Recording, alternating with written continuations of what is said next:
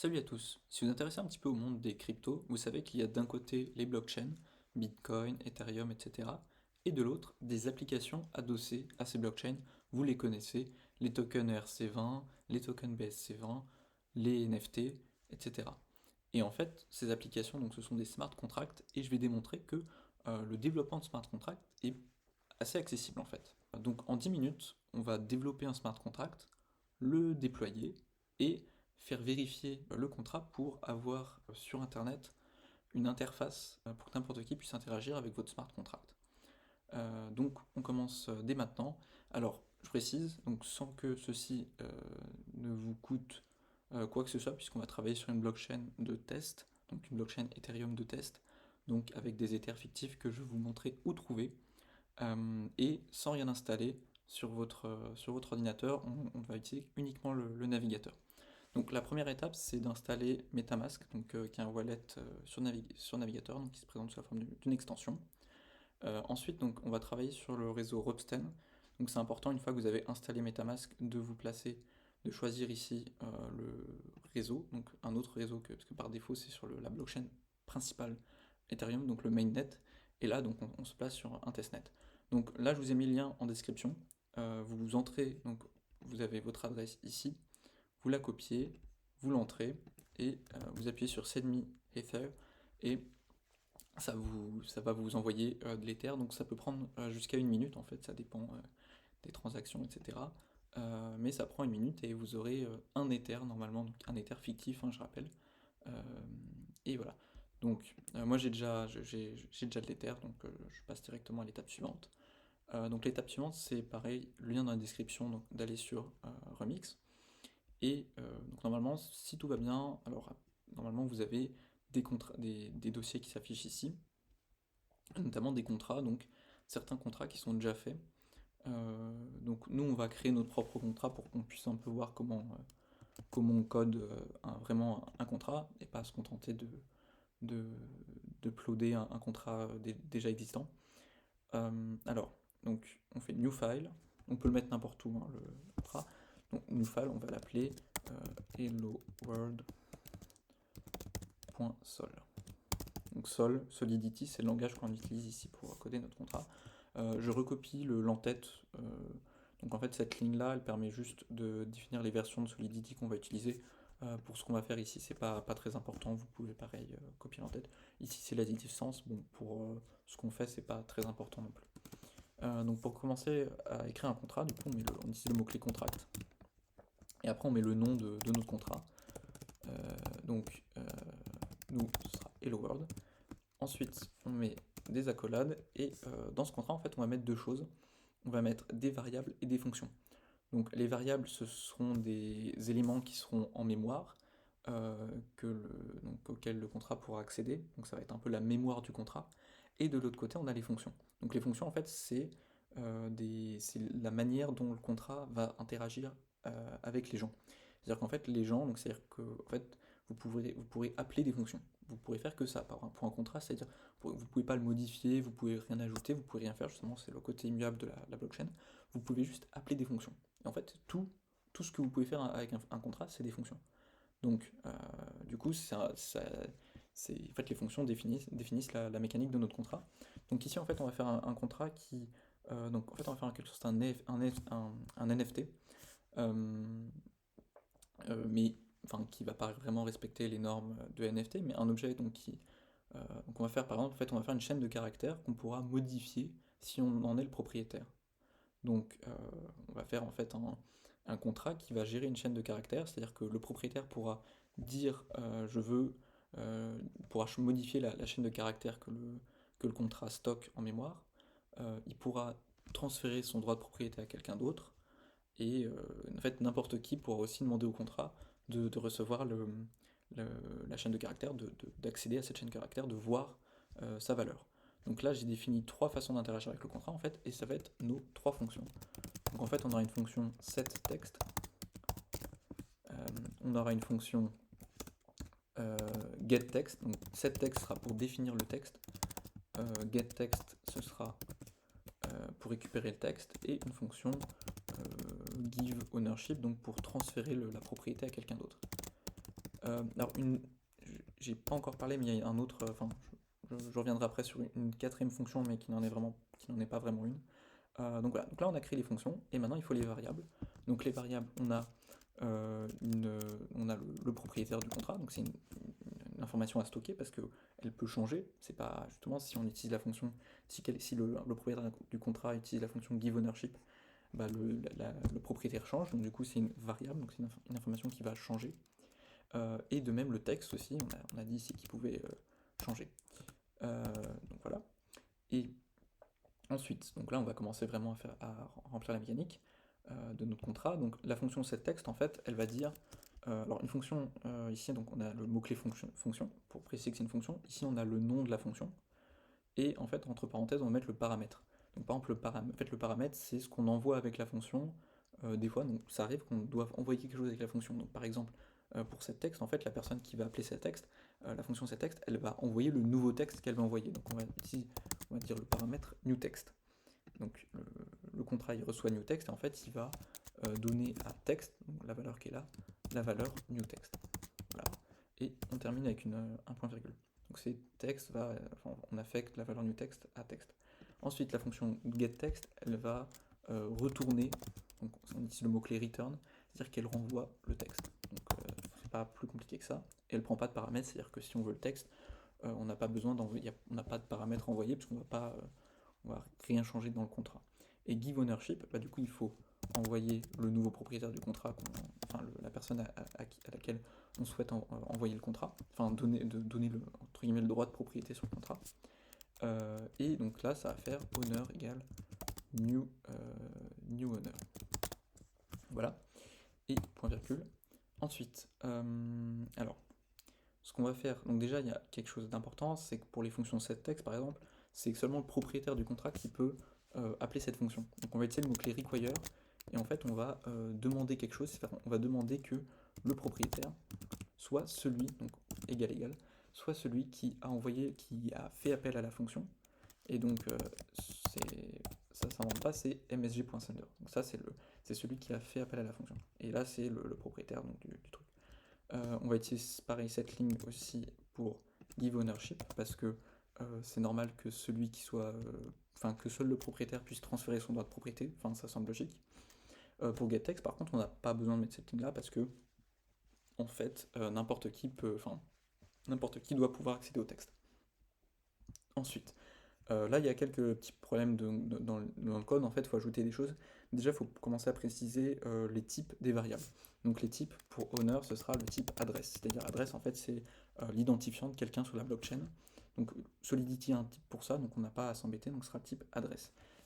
Texte en fait ce sera une chaîne de caractères, donc string text.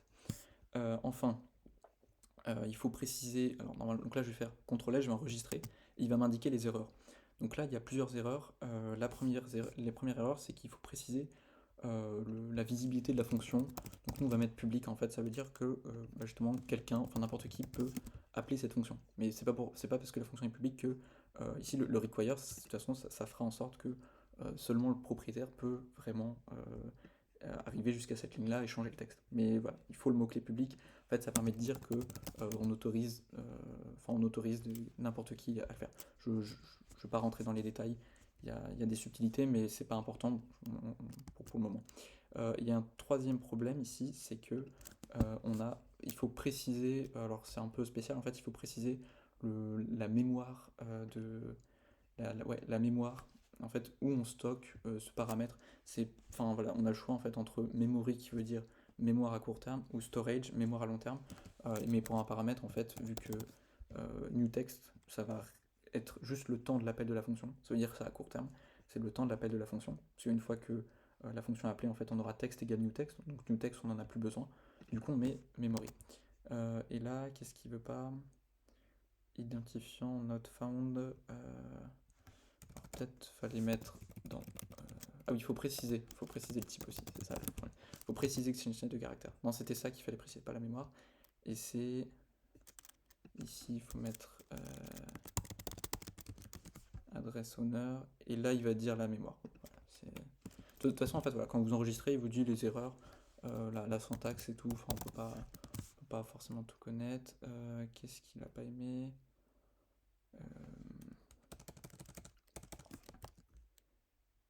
Oui, il faut mettre memory peut-être entre les deux, voilà. C'est bon, et voilà. Donc là, on a réglé le problème ici, mais là, il y a une nouvelle erreur. Ici, en fait, faut préciser que cette fonction retourne quelque chose. Donc en fait, on utilise le mot-clé returns avec un S, attention, pas comme return ici. Et entre parenthèses, on va mettre ce que la fonction renvoie, et en fait, elle renvoie une chaîne de caractères. Donc on dit juste le type, et on dit où il est stocké. Excusez-moi, c'est-à-dire qu'on précise aussi, donc pareil, ce sera memory aussi. Dans la plupart des cas, dans ce genre de situation, ce sera memory. Et là, il nous dit qu'on peut, si on souhaite, ajouter on peut préciser, utiliser le mot-clé view.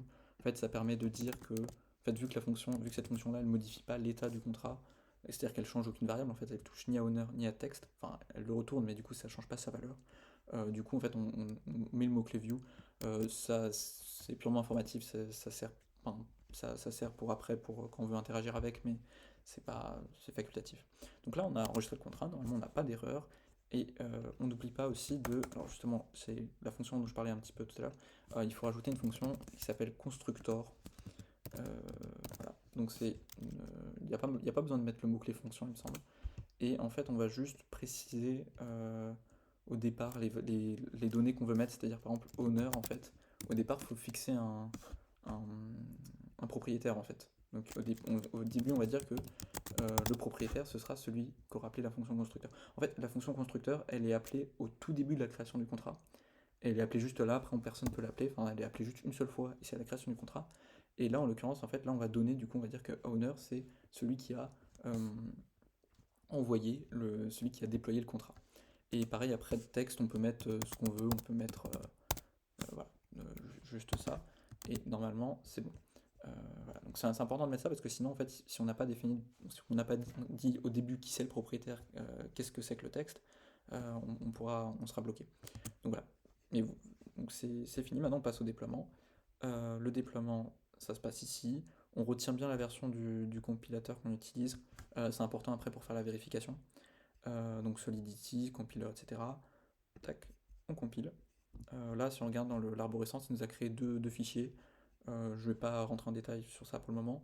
Et là, en fait, on va dans le troisième onglet et on fait Injected Web3. Et là, il va nous ouvrir une fenêtre de connexion avec MetaMask, donc le navigateur, donc l'extension. Et en fait, on va se connecter. En fait, ça va permettre à ce truc-là en fait, de faire la requête dans la blockchain pour nous. Donc là, on a le contrat qui apparaît. Des fois, il n'y a pas forcément le bouton deploy qui apparaît, donc s'il apparaît pas, vous pouvez peut-être recompiler, enfin revenir ici et recompiler peut-être. Enfin, des fois, ça peut être un peu gênant. Et là, on a juste à appuyer sur deploy. Du coup, il va demander qu'on fasse qu'on confirme la transaction en fait, parce que ça coûte. Je rappelle, c'est de l'Ether gratuit hein, ici, mais bon, ça coûte de déployer un contrat parce que vous exécutez du code quand même. Et donc là, il nous donne un lien vers etherscan.io, donc sur Ropsten. Donc c'est assez important comme élément, parce que c'est ce qui va nous permettre de faire la transaction, la vérification.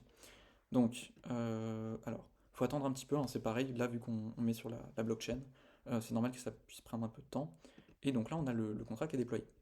Donc, on a le contrat déployé, donc par exemple, si on fait getText, il renvoie pas rien du tout, en fait, parce qu'on a mis une chaîne vide.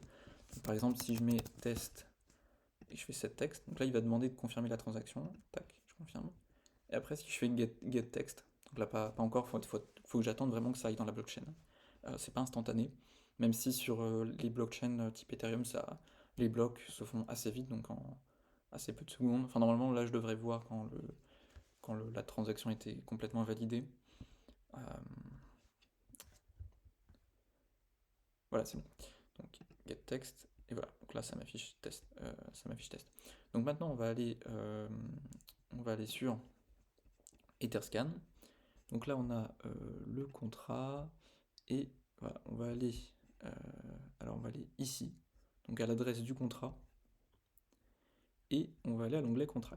Donc là en fait vous voyez que là on a en fait on voit un contrat, mais en fait on ne peut pas interagir avec. Donc pour interagir avec, on va publier, donc verify and publish contract. Donc l'adresse normalement elle est pré-remplie. Le compiler single file.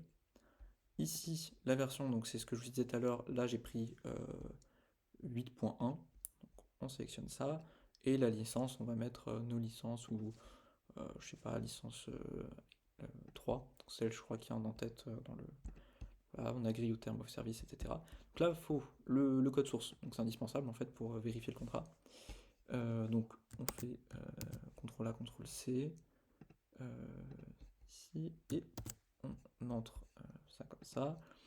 Ici en fait on met rien, donc on vérifie qu'on n'est pas un robot, les bateaux, voilà, et c'est bon. Verify and publish. Alors il y a eu encore des soucis sur Etherscan, donc là j'ai pu compiler le contrat, j'ai fait exactement la même chose, hein, j'ai juste relancé la procédure et j'ai rien fait d'autre. Donc le contrat a été validé.